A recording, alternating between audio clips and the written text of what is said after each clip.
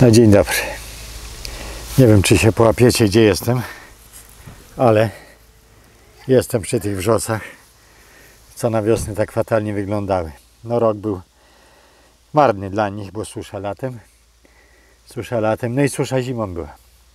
Był duży mróz, nie padało nic, śniegu prawie zero, posadzone zupełnie na słońcu, tak bez żadnej osłony, no przymarzły. Pokaż, Michalina, co się tam kryje w środku. Żona mówiła, że wyrzucić, ale zobaczcie, upłynęło parę miesięcy.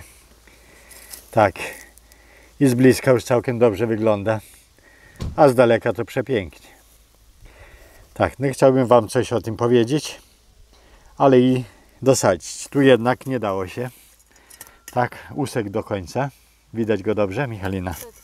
Usek do końca. No i muszę tutaj uzupełnić. No jak już ma być to wrzosowisko, to muszę uzupełnić. Czyli wyrywam tą starą kępę. Widzicie, dobrze była ukorzeniona. Tak, korzeń od wrzosu. Jak od rododendrona. Pajęczynka. Tak, te grube to są od trawy. To jest wrzosa korzeń. Tak, malutki, mizerniutki. No szkoda aż tego wyrzucać, bo to może robić za podłoże dla rododendrona, dla wrzosa. Tak, no spróbujemy coś to wykorzystać, ale muszę to oberwać. O, te badyle oberwałem, żeby tam nie było żadnych chorób. No i teraz tak, pierwsze zacznijmy od tego. Gdzie wrzosy? Otóż tak, nie sadzimy wrzosa w taką ziemię, jak mamy w całym ogródku, czyli nie w glinę, nie w sam torf, nie w sam czarnoziem, tak, tylko mieszaninę piasku z torfem. Ta gleba ma szybko wysychać. Ta gleba ma być próchniczna. Zobaczcie, ile tu jest korzonków, ile próchnicy, mimo że piach. Zaraz Wam to udowodnię. O, tam głębiej to jest piach.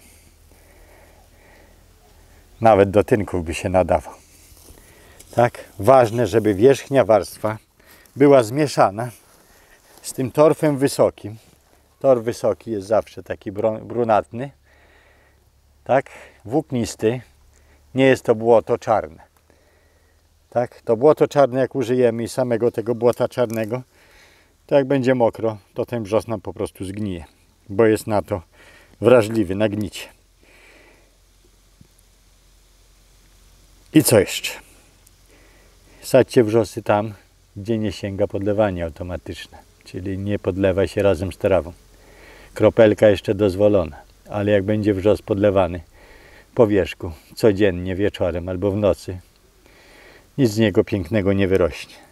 Wrzos naturalnie rośnie w stanowiskach takich półsuchych, na zboczach, tam gdzie rzadko las, tam gdzie rzadkie gałęzie, tam gdzie już nic prawie nie rośnie. Czyli jak nie ma trawy, nie ma chwastów, to wysiewa się wrzos. On zajmuje tą niszę taką. I teraz co? Sadzimy. Ja nie będę tu dodawał nic, bo zobaczcie. Mam tu próchnicę z tych drzew, z tego jałowca, z lasu. Tak? Czyli specjalnej gleby jakiejś nie trzeba? Ja nie będę dawał. Ja mam samą próchniczkę na wierzchu. No dobrze, a jeżeli ktoś w ogródku chce sobie W ogródku. posadzić, To kopiemy.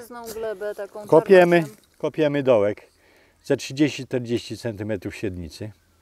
Tak? I za 30 cm głęboko.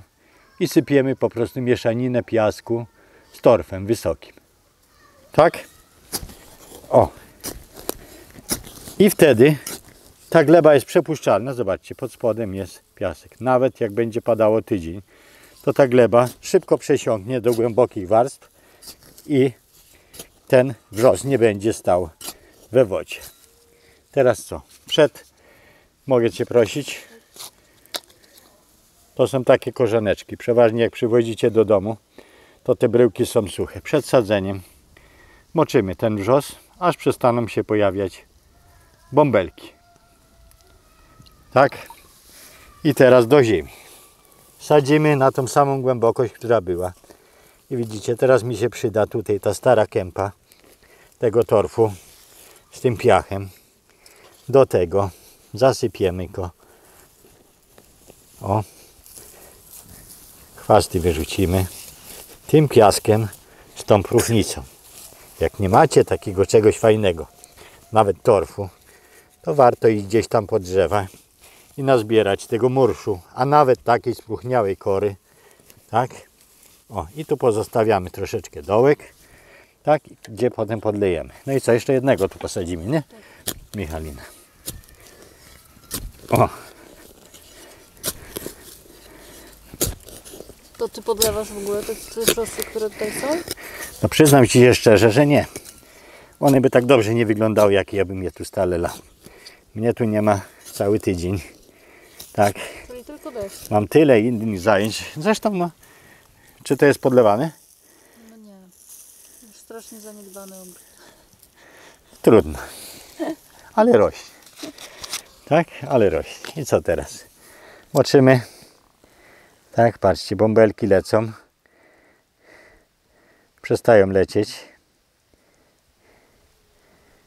Wyjmujemy. Tak.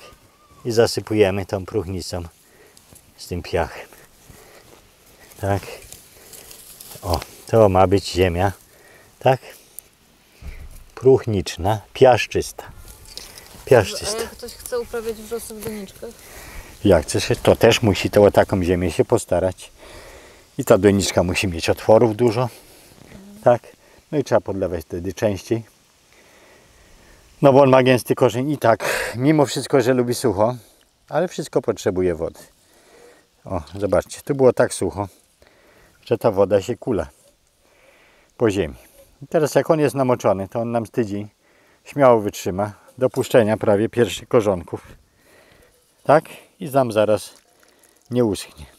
Czyli jeszcze raz, gleba piaszczysta z dodatkiem torfu wysokiego albo po prostu przepróchniała ściółka spod naszych krzewów. Tak?